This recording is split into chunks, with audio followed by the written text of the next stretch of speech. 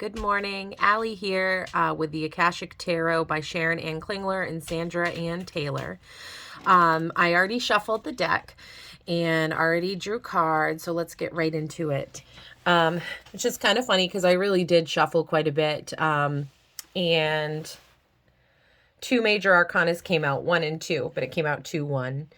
The Akashic Library and the Oracle of Delphi. I'm going to read right from the books because I can't make it any clearer. I really love the wording in the books. And so I'm going to just go ahead and then I'll talk about them a little bit afterwards. But number 2, the Akashic Library. Inside a great library, candles cast a glow upon the books in the tall shelves.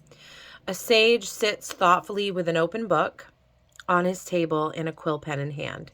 Sometimes this card can indicate writing or publishing a book for you, but this card also symbolizes a new initiation, an ability to manifest a new life in every way. You have moved deeper into the Akashic records and to a higher self-awareness. Further investigation may be required, but you now have a better understanding of your old motives and new purposes. It is also time for heightened intuition as well as greater self-creation. During this phase, all you have to do is add a little conscious effort to write your new records in the Akasha.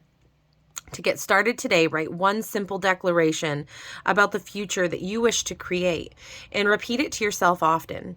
Anything can happen now. The breadth of the landscape before you rests solely on the scope of your imagination and your will to own it. There's also a special note with this card. It says, when you receive this card, it indicates that a book will bring a message to you. Today, open any book that compels you to do so. Let it fall to any page and read a passage there and reflect on the words throughout your day. Determine which relationship or situation in your life it addresses, and don't assume that it's the one that's most urgently on your mind. The Akashic forces are active in every part of your life, and your books are actually part of the Akashic Library. So that's really cool. At the end, I'll actually grab a book and I will read something from it just for fun. I like that kind of stuff. You just never know what you're going to find, and it's pretty amazing how the universe works. Usually, whatever you're reading really kind of lines up, or if not, whatever. It's just fun. Okay, the Oracle of Delphi. The Pythia, or the priestess at Delphi, sits upon a high 3-legged seat. Steam gently rises from a small fissure in the ground. Nearby, a robed priest prepares to write upon an open scroll. While the Pythia physically receives the perceptions from Apollo, it is the priest who interprets her pronouncements. In this, we see the two important keys to psychic experience: perception and interpretation. When you receive this card, you're in a time of great insight and psychic power. Even if you don't recognize it yet, it lies very close to your consciousness because you have used this gift in so many past lives. You may get images or feelings without knowing how to interpret them. Take notes as you practice both your psychic perceptions and their interpretations. Just as they gave the Oracle of Delphi a profound awareness, your psychic perceptions and their interpretations give you a powerful insight in the Akashic vision of the world. So these are really major cards. They're major arcana.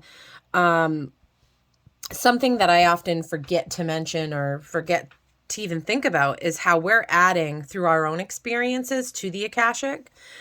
So I think it is really important to write down our thoughts, or to whatever. I think creation in whatever way you create is really important.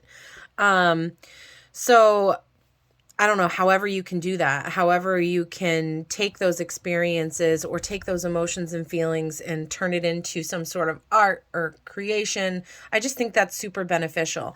But the big thing I'm getting with the Oracle of Delphi and the Akashic Library together is just that right now, I think those of us who are very sensitive, this is a time of great exploration to go within, like we've been talking about. But because, I think the collective has really been doing work in that, I think, we're coming upon a time where we're going to be able to be more confident in our interpretations of these things that we're perceiving. And I think that's really cool. I also find it interesting that they're two separate beings here. You have the one that's perceiving and then the one that's interpreting. And I think there's something to be said for that. Because to me, if I was, sitting on this three-legged stool here and saying my perceptions, I feel like it's almost like what we perceive, it's almost like we have to perceive at an unemotional or separate ourselves from what we're seeing to then the perception or the interpretation, I mean, because for her, if she took control over what was coming in for her, like, no, I'm seeing this and I want to interpret it. I feel like there's a lot of giving up control for her. Like, she has to completely surrender and just trust that whatever's coming in is going to be interpreted correctly by this priest. And so I think we have to keep that in mind when, things are happening in our lives and we're trying to interpret them. I think we sometimes just need to trust, let the perceptions come in, and just trust that the interpretations will follow, I guess, is what I'm trying to say. But the thing is that he's writing this down. And so we have two cards here where there's writing happening. And I really think that right now is a time of action in our lives, so that we can fill up these pages. So I just would encourage everyone today to really just, what can you create today? What can you put forth to add? I mean, your experiences are already at an energetic level added to the library, from my understanding. Like, that's just how it works. It's on an energetic level. And, but I feel like this taking what we've learned and doing something with it is really, I think, therapeutic and may also help with figuring out the interpretations of what we're perceiving. So, take this as you will. But I really think today there could be a lot of things coming in. And we are in a Mercury retrograde right now. So maybe it is time to sit back and just write, or to just let emotions out and create how we can during this time. So I hope you all, and actually I was going to pull from a book. So let me just grab, I've got a bookshelf right here.